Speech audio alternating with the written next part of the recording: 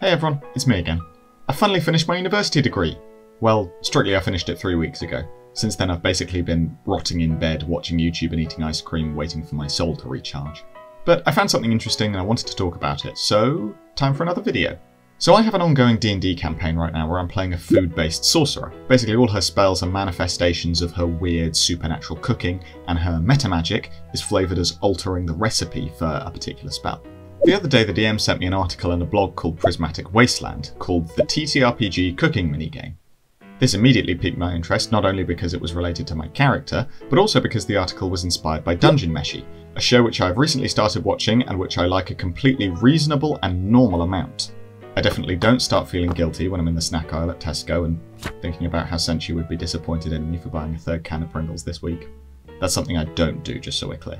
Anyway, I gave it a read, and long story short, it was a great article that I really recommend. But as I was thinking about it that evening, lying in bed, watching... don't worry about what I was watching. I was thinking about a few little tweaks that I wanted to make to this system.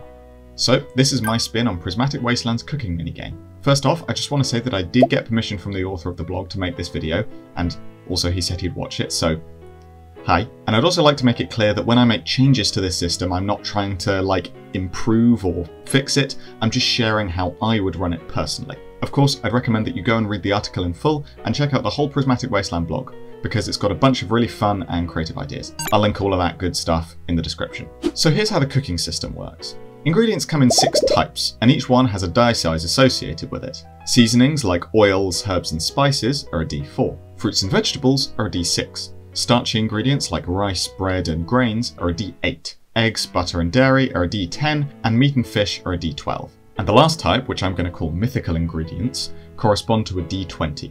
These are special fantasy ingredients harvested from monsters. Now, a meal can be cooked as part of a long rest, and one meal feeds up to 6 creatures. The character who's doing the cooking chooses 2 to 5 ingredients from their supply and describes what they're trying to cook to the DM.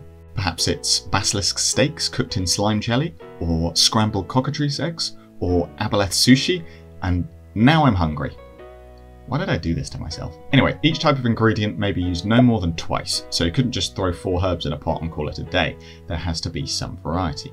If the DM thinks that it's a reasonable meal, then the player takes all the dice corresponding to the ingredients they chose and rolls them. The player can also re-roll some of their dice to get a desired result.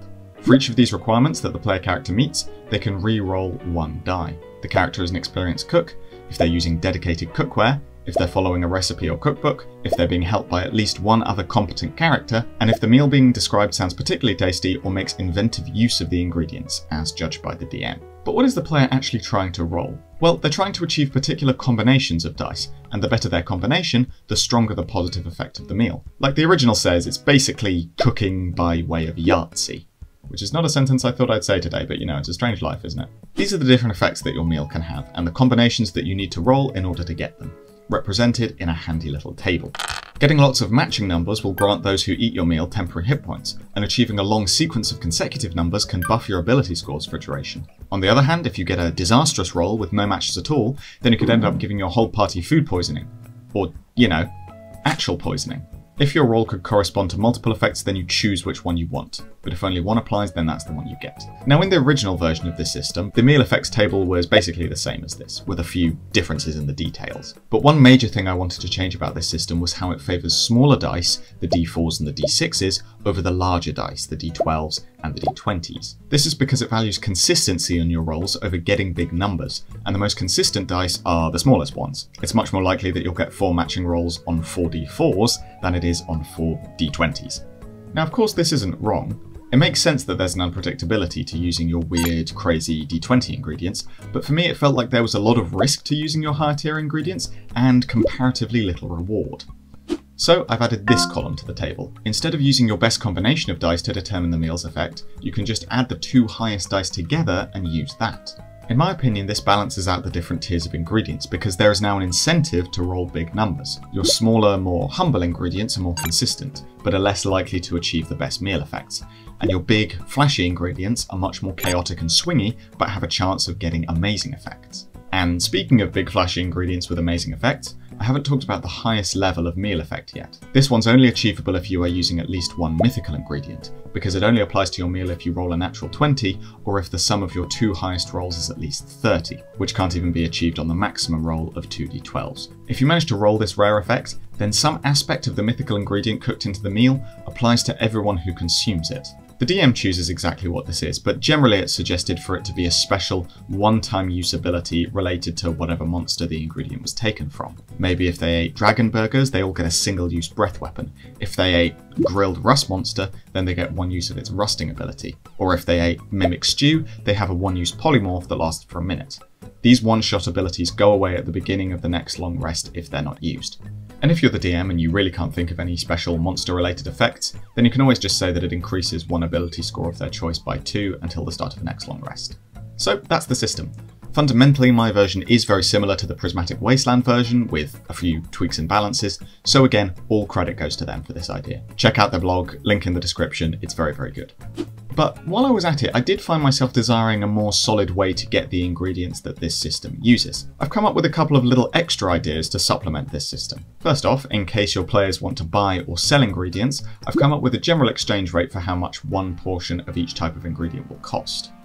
Honestly, these prices are probably a bit more expensive than the scant information in the player's handbook would lead me to believe, but firstly, this is meant to be enough to cook a meal for 6 people, and secondly, most parties are wealthy enough that they don't even bother dealing in silver pieces anyway, so they'll probably be okay. Just make sure to impose some sensible limits on how much they can buy at once. Otherwise you might get a party of adventurers who just plundered a dragon's hoard, walking into a small village and nuking its economy by buying all the bread they have, and then using it for dragon sandwiches. If your party are out in the wilderness beyond civilization, then they can always hunt and forage for supplies instead. When in a suitable wild area, a character can choose to spend 4 hours either hunting or foraging. The character makes a survival roll, and the yield they get depends on what they rolled, as shown in this table. Hunting can only ever yield you meats, but this is the biggest size of die available besides mythical ingredients. Foraging, on the other hand, gives you a greater variety of ingredients, but with smaller dice sizes. You can get advantage on your survival check if at least one other character helps you. You might also choose to confer extra bonuses if the player has specific items that would help them, like foraging equipment or hunting snares. Now, the only way to get mythical ingredients is to harvest them from creatures you defeat in combat. To harvest ingredients from a slain monster, a party must make 3 checks. A nature check to recall important information about the creature, a medicine check to help work out its monstrous anatomy, and a survival check to work out how to handle, package and preserve the harvested ingredients. These may be made by different characters in any combination. The DC of each check is equal to 8 plus half the monster's challenge rating rounded down. So picking the edible parts out of a manticore, for example, would be much easier than carving up a Tarrasque. The success of your harvesting attempt is determined by how many of these rolls succeed. If at least 2 rolls succeed, then you gain a portion of a mythical ingredient, and if all 3 rolls succeed, then you get 2 portions. Meanwhile, if only 1 succeeds, then the harvesting is botched and you fail to gain any ingredients from it. And if all your rolls fail, then something goes wrong.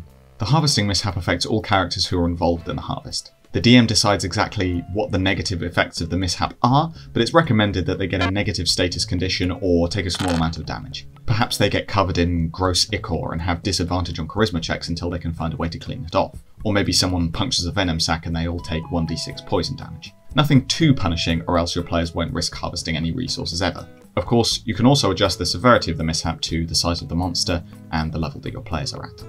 If the DM judges that the creature you're harvesting from isn't special enough to yield any mythical ingredients, then they can instead give you 3 portions of a normal ingredient for every 1 mythical ingredient you would have gained. An elk might not give you anything particularly special, but it could give you a lot of meat. Likewise, you could probably get plenty of nutritional value out of the fruit spawned by an awakened tree, even though they aren't actually supernatural. So yeah, that's pretty much it for this video. If you enjoyed, then drop a like and subscribe and all that good stuff. And if you want to hang out and discuss random nerdy shenanigans like this, then why not join my Discord too? And again, go and check out the Prismatic Wasteland blog. It's got loads of really fun little articles and a great selection of ideas for your games. I'll see everyone in the next video. Thank you all for watching. Bye!